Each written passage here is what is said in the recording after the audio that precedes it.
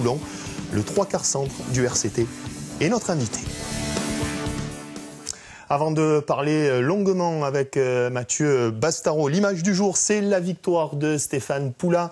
Ce matin, lors du premier triathlon Ironman du Pays d'Aix, une course retransmise en direct sur notre antenne. 1,9 km de natation, 90 km de cyclisme et 21 km à pied, bouclé en 3h50 par le Français.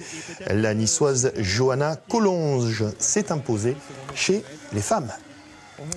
Il vient d'avoir 23 ans, il est né en région parisienne, il est la nouvelle coqueluche du stade Mayol. Mathieu Bastaro nous fait le plaisir d'être avec nous sur ce plateau. Mathieu, bonsoir, merci d'être avec nous. Première question, toute simple, comment ça va après 2 années difficiles, psychologiquement, est-ce que vous allez bien? Ça va très bien, ça va très bien. Écoute, vous avez besoin de partir de Paris pour respirer, pour vous offrir un nouveau départ? Oui, j'avais besoin de changer d'air et Toulon était une bonne opportunité pour moi et je suis très content d'être ici. Et c'était un petit peu pour grandir aussi?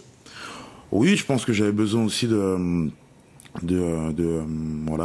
prendre mon envol, de changer certaines choses dans ma vie, que ce soit sportivement ou dans ma vie privée. Et voilà, on va dire que je revis ici et ça se passe plutôt bien. Alors vous revivez à Toulon justement parce que Toulon appréciait cette mise en bouche, Mathieu. Les supporters toulonnais, qu'est-ce qu'ils pensent de vous? Regardez, sans concession, ça dure 20 secondes. C'est un très bon joueur. Il n'a pas encore pu démontrer tout ce qu'il valait, mais je suis sûre qu'au cours de la saison, il va le montrer. On ne le voit pas au top là, je pense encore un petit peu, et puis après ça va venir. J'espère qu'il va faire grimper Toulon là où il faut, c'est-à-dire au sommet.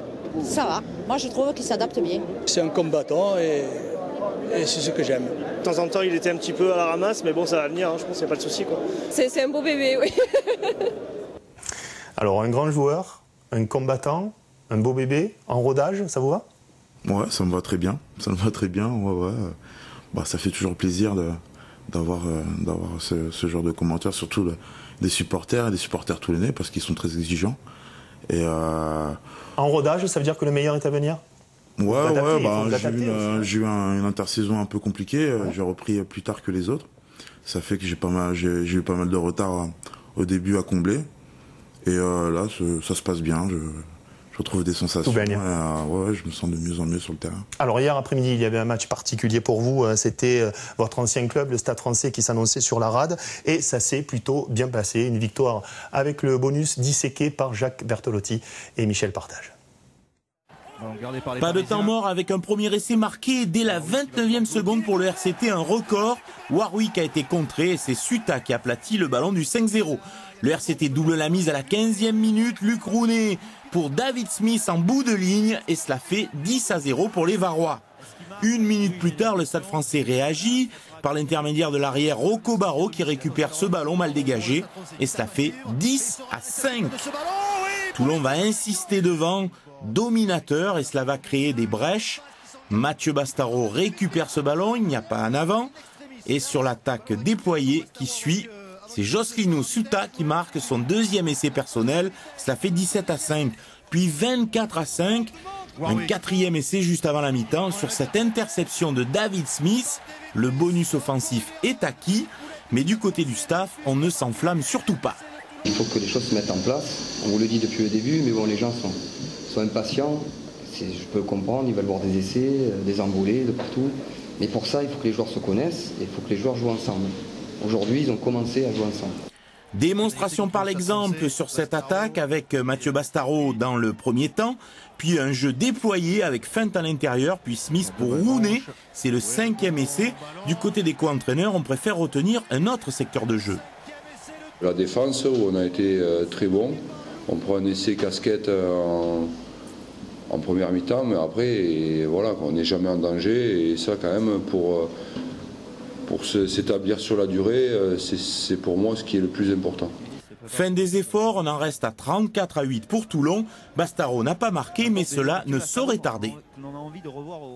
Mathieu, c'est un bon début de saison pour le RCT si l'on accepte le non-match face à Clermont? Ouais, c'est un bon début de saison. Je pense que y a eu ce match à la maison où on s'est loupé totalement. Je pense que aussi à Bayonne, on aurait mérité mieux. Mais dans l'ensemble, ça va. Mais dans l'ensemble, ça va. C'était compliqué pour vous de jouer face au Stade Français, sentimentalement, ou pas du tout? Pas tant que ça. Enfin, je m'étais préparé cette semaine aussi j'avais noté cette date sur le calendrier. On rappelle les conditions, hein, un transfert interminable, Bernard Laporte qui ne veut pas vous laisser partir du Stade Français, des bisbilles entre Mourad Boudjelal et Bernard Laporte, puis Bernard Laporte qui devient l'entraîneur du RCT. C'est un petit peu bizarre quand même. Ouais, mais moi ça m'a pas gêné plus que ça, parce que moi à partir du moment où j'avais pris ma décision, j'avais fait un choix, c'était de venir à Toulon.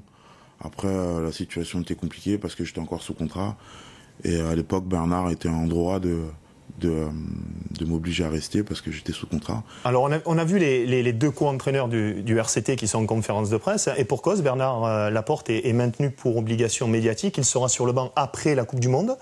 Quand vous avez appris que c'était lui qui serait le successeur de Philippe Saint-André, vous avez grimacé ou vous avez sauté au plafond? Bon, ça m'a pas gêné plus que ça en fait. Non, ça... Pas du genre de prendre la tête, quoi, en gros. Non, pas du tout, non. Je me suis déjà assez pris la tête comme ça par le passé, donc non, mais on ne présente plus Bernard, il a une sacrée carte de visite quand même, donc je pense que c'est un plus pour nous, et bon, après ça fait tout bizarre de le voir en survêt maintenant. Alors les supporters du RCT et les supportrices, on les retrouve, les mêmes quasiment, ils ont des questions à vous poser, on les écoute. Comment se trouve-t-il au RCT, quoi, tout simplement? Comment il prend l'arrivée du nouveau coach? Jusqu'à combien il veut perdre de kilos? Combien de temps il compte rester? Parce qu'on a besoin de lui longtemps, quoi, je pense. Qu'est-ce que vous pensez, Bastaro, des supporters toulonnais? Est-ce qu'il peut courir très vite quand il reçoit le ballon? Alors, ces supporters, il y a un décalage forcément entre Paris et une ville qui respire le rugby comme Toulon. Comment vous les percevez, ces supporters? Bon, ils sont... Ouais, c'est vrai que ça n'a rien à voir avec ce que j'ai pu connaître au Stade Français. Là, vraiment, tu sens qu'il y a toute la ville qui est derrière toi, et quand tu es joueur de rugby, c'est quelque chose d'énorme, quoi, d'énorme. Ça vous a surpris la première fois quand vous êtes descendu du bus à Mayol et que vous avez fendu la foule là pour rentrer dans le stade? Bah oui, moi surtout j'avais un rituel, c'est que avant le match, je suis dans ma bulle et j'écoute beaucoup de musique. Quoi? Et un peu de tout, du rock, du rap, un peu de tout. Et donc? Et là, on m'avait dit d'enlever les écouteurs et de vivre ce moment-là. Et vous ne le regrettez pas? Et non, je le regrette pas.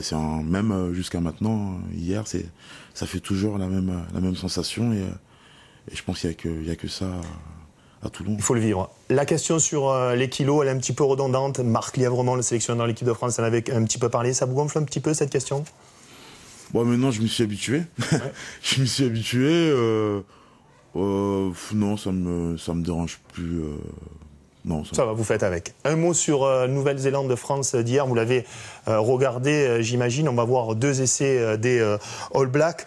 On s'attendait à la défaite, mais beaucoup de déceptions tout de même, avec des fautes de cadets.